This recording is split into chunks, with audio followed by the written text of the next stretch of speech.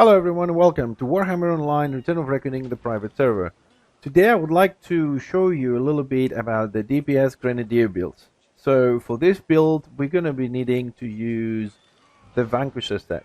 The DPS Grenadier doesn't have an issue with using mixed gear usually, so you can go for a full set. Whether that's the Conqueror or the Vanquisher, because you only need to focus on two things: ballistics and critical, and then a little bit of wounds to keep you alive. Now, the Vanquisher set is very good. I don't think you need to advance any further than this for a DPS Grenadier, unless you go for the city gear, the Sovereign, the Warlord, and so on. So this is for the everyday player, that's a casual player, wants to have some fun with this build. This set will give you, with 2 pieces, 62 ballistics more, 3 pieces, 680 wounds, 4 pieces, the ability 10% chance to reduce your cost of your next ability by 10 seconds, so you don't use any action points, sustains you and keep DPSing. 5 pieces, 5% critical range chance, well, like critical, and the 6 piece will give you plus 4% damage. For jewelry, we'll be using the full set of the Genesis. Don't forget, Genesis comes from the bags you get on OpenRVR, Vanquisher also from OpenRVR. The set, which is 5 pieces including the back piece, will give you plus 37 ballistic, 3% reduced chance to be dodged, so your damage will go through. 37 weapon skill, doesn't really required for the Grenadier. However, you still have some skills such as focus fire and hip shot, which can give you a little bit of a burst that helps them a bit to get some more damage in there, and 3% range critical chance, which is what we want.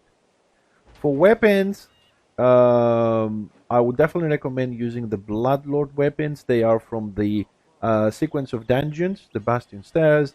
Now, if you don't want to do PvE, you can simply replace it with the Sniper Rifle of Reverence, which is the upgraded version of the scenario weapons. As you can see, I only have at the moment the ranged weapon. I'm still using the scenario one for the offhand.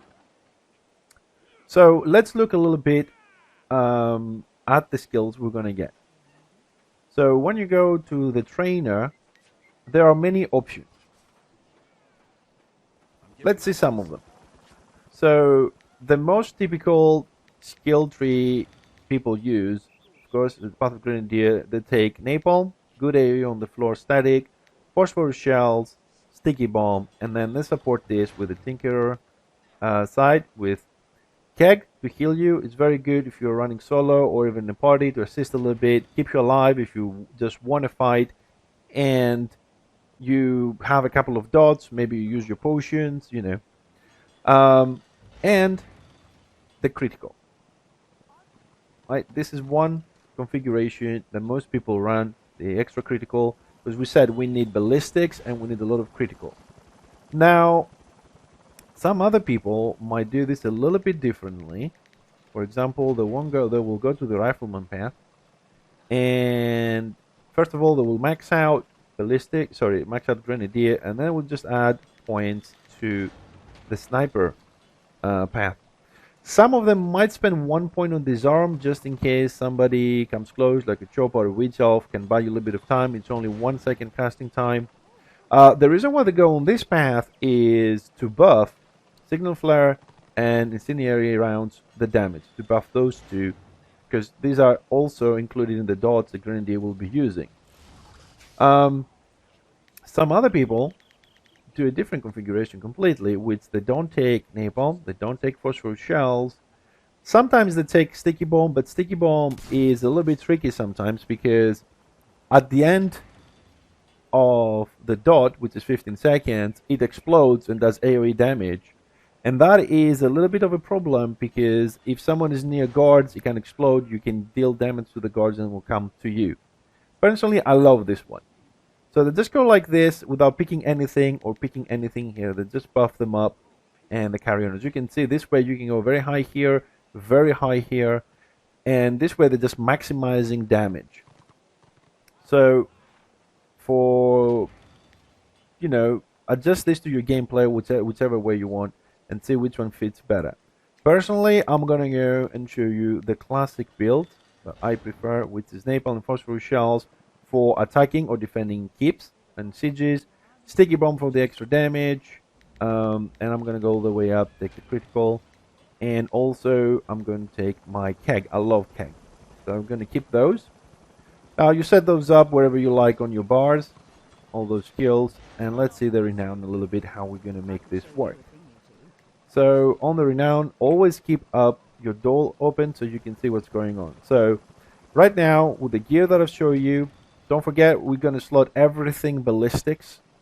Okay, everything goes on ballistics on the gear for me.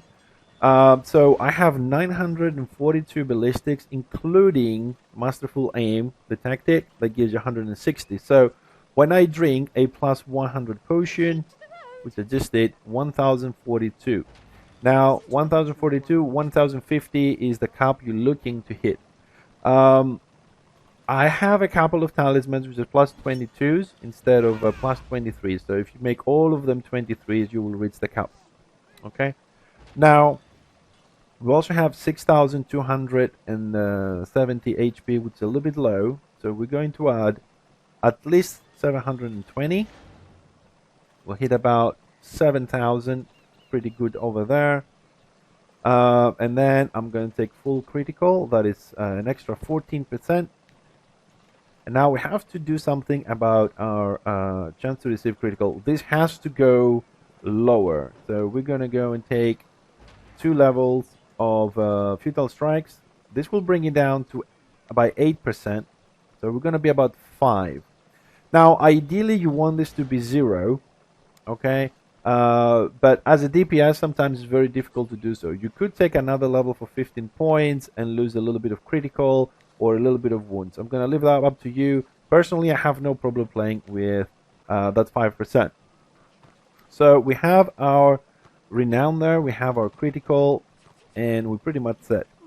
Now, when it comes to the tactics, you definitely need a must to have well-oiled machine. This allows you to drop your turret on the go. There's no delay or anything like that. Masterful Aim to get your ballistics up, and then you have those two are quite optional. So I play with coordinated fire for single target, which makes the target receive 50% more damage when Stingling Flare is on the target. It's a good dot. It's from the first path. This is why some people said they buff it. It's already showing 2,212 damage. If you add more points to the tree, that will go even further up for 21 seconds. But don't forget that the time is reduced with the bombardment. So it will drop from 21 seconds to about 16. And last, I use the tracer rounds where we took from the Tinker Tree to maximize my critical chance. Now, with the turret down, as you can see, I have 43% critical. Usually, I play with the ballistic potions, the plus 100, and an armor potion. On this build, it doesn't matter for the armor whether you're going to use the 660 or the 825. However, you could also use a liniment, which will give you an extra 5% critical chance, and you can go a little bit further than 43%. For morals, you have a lot of choices. Again, I personally play with concealment or morale 1, so if I'm fighting a Sork or a Magus, this will give me, or a Squiggy, it will give me 7 seconds that I can dodge all attacks and disrupt all attacks, buy you a lot of time to, defend yourself, drop your turret if needed, drink some potions without worrying about the incoming damage. Some other people would play with Point Blank for extra damage as a finisher, 600, and a little knockback. For morale 2, it's definitely recommended to have Focus Mind. 10 seconds, you can remove and ignore any rooting, snaring, disarming. Very good against, witch elves running away from chamois puddles if you need to retreat, or push forward, no slow from the puddles or anything like that.